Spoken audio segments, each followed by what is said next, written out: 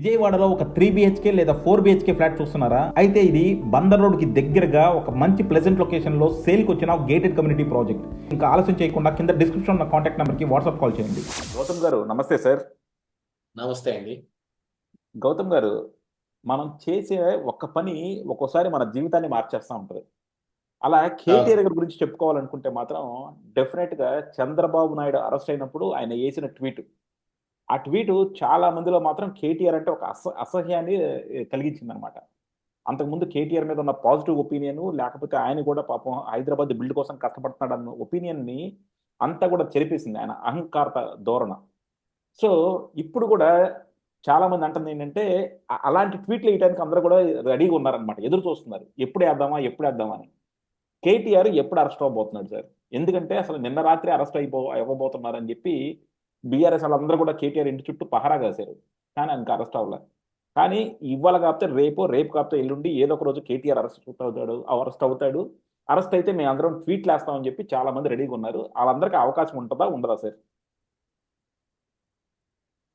KTR arrest ఈరోజు కొత్తగా తెరపైకి వచ్చింది ఏం కాదు కదా. దీపావళికి ముందే తెలంగాణలో దీపావళి రాబోతుంది, బాంబులు పేలబోతున్నాయని పొంగులేటి చెప్పినప్పటి నుంచి కేటీఆర్ అరెస్ట్ అనేది టైటిల్ బాగా హల్చల్ చేస్తా ఉంది కదా. సోషల్ మీడియాలో కావచ్చు, మెయిన్ మీడియాలో కావచ్చు, వార్తాపత్రికలు ఎందులో పడితే అందులో కేటీఆర్ అరెస్ట్ అని. ఏ అంశంలో అంటే 100 అంశాలు బయటకు చెప్పారు. ధరణి పోర్టల్లో ఈ ల్యాండ్ సీలింగ్ మీద దాని మీద జరిగిన అవకతవకలు, అక్కడ ఏదో మరి హైటెక్ సిటీకి దగ్గరలో ఉన్న రాయదర్గా మెట్రో స్టేషన్ కొంచెం అవతలు ఉండే ఫినిక్స్ బిల్డింగ్స్ లో ఏదో 5 ఫ్లోర్ లో మొత్తం ఈ ధరణికి సంబంధించిన ఈ సిస్టమ్స్ అన్ని పెట్టుకొని, గీగిన్స్ అన్ని పెట్టుకొని అర్ధరాత్రి కేటీఆర్ ఒక్కడే తానే సొంతగా డ్రైవింగ్ చేసుకుంటా కారులో ఆడికెళ్ళి కూర్చొని ఎవడు దుంచాలి, ఎవడు తీసేయాలి, ఎవడికి మార్చాలి, ఎవడికి పెట్టేసేయాలని మొత్తం ఆయన డైరెక్షన్ లో చేశాడు. అది మొత్తం బయటపడిపోయింది, అందులో అరెస్ట్ చేస్తారు అన్నారు. ఇంకా అది పోతే మరి కేసీఆర్ అయితే కాళేశ్వరం ప్రాజెక్ట్ అని ఇంకోటి తీసుకొచ్చి మరి ఫోన్ ట్యాపింగ్ అంశాల దగ్గర నుంచి బోల్డ్ అనే అంశాలు హల్చల్ చేస్తానే ఉన్నాయి. కాంగ్రెస్ అధికారంలోకి వచ్చిన దగ్గర నుంచి అన్ని జరిగి మొన్నటికి ఫార్ములా 1 రేసింగ్ దగ్గర ఈ కేటీఆర్ అరెస్టే అని అంటే ఆ రోజున కేటీఆర్ కూడా భయపడిపోయి టక్మన్ ఢిల్లీ వెళ్ళాడు. ఎప్పటి నుంచో జరుగుతున్న ఒక పుకారు ఒకటి ఉంది చూడండి, ఏది సార్వత్రిక ఎన్నికలు అప్పటి నుంచి జరుగుతుంది. సార్వత్రిక ఎన్నికల్లో బీఆర్ఎస్ కి 1 సీటు కూడా రాలేదు. మొత్తం ఇటు బీజేపీ అటు కాంగ్రెస్ ఆ ఉన్న ఒకటి వాళ్ళు ఆ ఎంఐఎం వాళ్ళకే కదా వచ్చింది. బీఆర్ఎస్కి 1 సీటు కూడా రాలేదు అంటే ఆ ముందే ఆర్టీవీ రవిప్రకాష్ పెద్ద బాంబ్ బ్లాస్ట్ కూడా చేశాడు. బీజేపీ బీఆర్ఎస్ ఒప్పందం కుదురు చేసుకున్నారు, కవిత తొందరలో బెయిల్ పైన బయటకు రాబోతుంది, ఇక్కడ బీజేపీలోకి బీఆర్ఎస్ విలీనం కాబోతుంది అని ఒక బాంబు పేల్చాడు. అట్లాంటిదే ఇప్పుడు మళ్ళీ అదే అనుమానం, ఈయన ఢిల్లీ పోగానే అరెస్ట్ ఆగిపోతుందా అనే అనుమానాలు వచ్చాయి. మరి ఢిల్లీ వెళ్ళంగానే అరెస్ట్ ఆగింది, లేకపోతే ఇప్పటికి అరెస్ట్ అయ్యి 2 రోజులు అవ్వాలి. అరెస్ట్ అవడానికి నాకు అసలు ఏ భయం లేదు, 2 సంవత్సరాలు అయినా సరే నేను జైల్లో ఉంటా అని కేటీఆర్ మొన్న అరెస్ట్ చేస్తారనగానే ఢిల్లీ వెళ్ళిపోయాడు. ఈ వ్యవహారాలు మొత్తం మీద వీటన్నిటి మీద జరుగుతూ ఉంది. ఏదో ఒకనాడు కేటీఆర్ అరెస్ట్ తప్పదు అని మాత్రం ఒక ఊహాగానం ఉంది, ఖచ్చితంగా కేటీఆర్ అరెస్టేనని.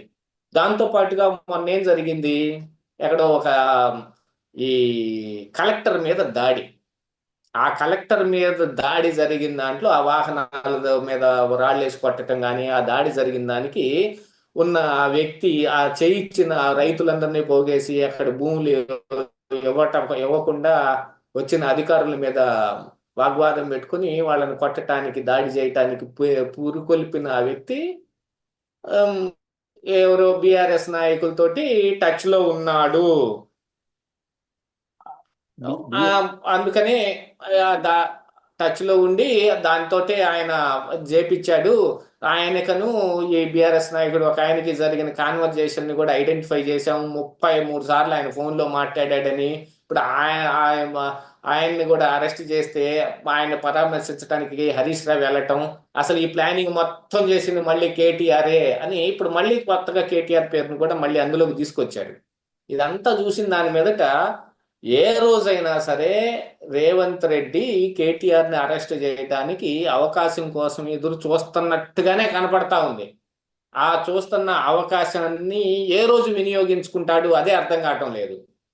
పొంగులేటి ఆ రోజున బాంబులు పేల్తాయి అన్న రోజున ఆ బాంబులు అత్తి లక్ష్మీ బాంబు కాదు, ఇది ఉత్తి శివటపాకాయ కూడా కాదు, తుస్మంది బాంబు పేలలేదు అని ఆ రోజున జరిగినాయి. మరి కేటీఆర్కి అనుమానం వచ్చినప్పుడల్లా ఢిల్లీ వెళ్తున్నాడు. ఎప్పుడు అరెస్ట్ చేస్తారు అదైతే తెలియట్లేదు. ఏ విషయంలో అరెస్ట్ చేస్తారు అది చెప్పట్లేదు. ఖచ్చితంగా ఇదిగో ఈ తీసి బయటేసాం. మొన్న ఇక్కడ చూడండి, ఆంధ్రప్రదేశ్ రాష్ట్రంలో మద్యం కుంభకోణం తీశారు. అందులో వాసుదేవరెడ్డి అరెస్ట్ చేయాలి ఏదో ఏదో చెప్పారు. ఆ తర్వాత దాంట్లో అతనికి దగ్గర బంధువు ఎవరో జనసేనలో చేరారు, అందుకని ఆయన అరెస్ట్ ఆగిపోయిందని ఆ రోజు అన్నారు. ఆ తర్వాత గనుల శాఖ వెంకటరెడ్డిని అరెస్ట్ చేశారు. ఇప్పుడు పార్టీ ఆఫీస్ మీద దాడి చేశారు, పలానా వ్యక్తిని అరెస్ట్ చేశారు. లేదు, ఎవరినన్నా జోగి రమేష్ అని చంద్రబాబు నాయుడు ఇంటి మీదకి వెళ్ళినందుకు ఆయన అరెస్ట్ చేయాలి అని అంటే ఆ విషయంలో ఈ అగ్రిగోల్డ్ భూముల విషయంలో జరిగిన దాంట్లో ఆయన కొడుకుని అరెస్ట్ చేశారు. పర్టికులర్ ఇష్యూ ఒకటి తీసుకొని రావటం, వాళ్ళ మీద టార్గెట్ చేయటం జరుగుతుంది. కానీ కేటీఆర్ మీద టార్గెటెడ్ ఇష్యూ ఏదనేది ఇంతవరకు తెలియదు. ఫార్ములా 1 రేసింగ్, లేకపోతే ధరణి పోర్టలు, లేకపోతే మొన్న కలెక్టర్ మీద జరిగిన దాడి, ఎన్నెన్ని అంశాలు బయటకు వస్తున్నాయి. వీటన్నిటిలో జరుగుతుంది, దీంట్లో జరుగుతుంది అని ఎదురు చూడటం తప్ప అరెస్ట్ మాత్రం జరగట్లేదు. మొన్న కేటీఆర్కి అనుమానం వచ్చింది కాబట్టి ఖచ్చితంగా ఢిల్లీ వెళ్తాడు, వెళ్ళాడు, ఆడ కాపాడే వ్యక్తులు ఉన్నారు, కాపాడతారు. అదే జరుగుతోంది. యూజువల్గా అంతకు ముందు కూడా ఈ ఒప్పందం కుదిరింది అనగానే కదా కవిత కూడా బయటకు వచ్చింది. అందుకనే మరి సార్వత్రిక ఎన్నికల్లో ఒక్క సీటు కూడా బీఆర్ఎస్కి రాలేదు. కానీ అసెంబ్లీలో ఎన్ని సీట్లు సాధించిందండి బీజేపీ పార్టీ? మరీ దారుణం. అసెంబ్లీలోనూ 8 సీట్లు వస్తాయట, పార్లమెంట్లోనూ 8 సీట్లు వస్తాయట. అది ఎలా జరుగుతుంది ఒప్పందం కుదరకుండా? ఈ ఒప్పందాల ప్రకారంగా కాపాడే వ్యక్తులు పైన ఉన్నారు. మరి ఇప్పుడు చెప్పండి, కేటీఆర్ అరెస్ట్ ఖచ్చితంగా జరుగుతుందా అని? అంటే నాకు అర్థం కాని విషయం ఏంటంటే సార్, ఇప్పుడు కేటీఆర్ని అరెస్ట్ చేయాలనుకుంటే చేయగలిగింది రేవంత్ రెడ్డి. మీరు అన్నట్టు ఒకవేళ ఆపగలిగింది సెంట్రల్ గవర్నమెంట్ అనుకుందాం. సెంట్రల్ గవర్నమెంట్ చెప్తే రేవంత్ రెడ్డి ఎందుకు వినాలి? ఎందుకంటే ఆయన ఏం కాంగ్రెస్ కాదు, సెంట్రల్ గవర్నమెంట్ ఏం కాంగ్రెస్ కాదు, ఈయన బీజేపీ కాదు. సో ఈ రెండింటి మధ్యలో ఆలోచన ఏంటి అసలు? ఈ రెండింటి మధ్య ఆలోచన ఏం ఉండదు, కానీ అవకాశాలు కొన్ని ఉంటాయి. ఇప్పుడు రేవంత్ రెడ్డి కూడా సెంట్రల్ గవర్నమెంట్ తోటి ఏ అవసరం లేదా? ఆయనకు కూడా అప్పులు వద్దా? ఆయనకు కూడా గ్రాంట్లు వద్దా?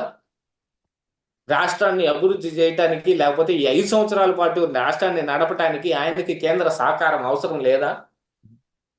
ఉన్న రోజున ఏదన్నా ఒక మాట చెబితే ఆగే అవకాశాలు ఉండవా? ఉంటాయి. అందరూ జగన్ ఉంటారంట. ఉండే అందరూ అలాగనే ఉండాలని రూల్ ఏం లేదు. ఏదో ఒక అంశంలో ఇది ఆగండి అని ఆపితే ఆగుతారేమో, దాని బదులుగా ఇంకొకటి ఏదైనా ఒక బెనిఫిట్ వీళ్ళకి జరుగుతుందేమో, వాటన్నిటిని కూడా పరిగణలోకి తీసుకోవాలి కదా.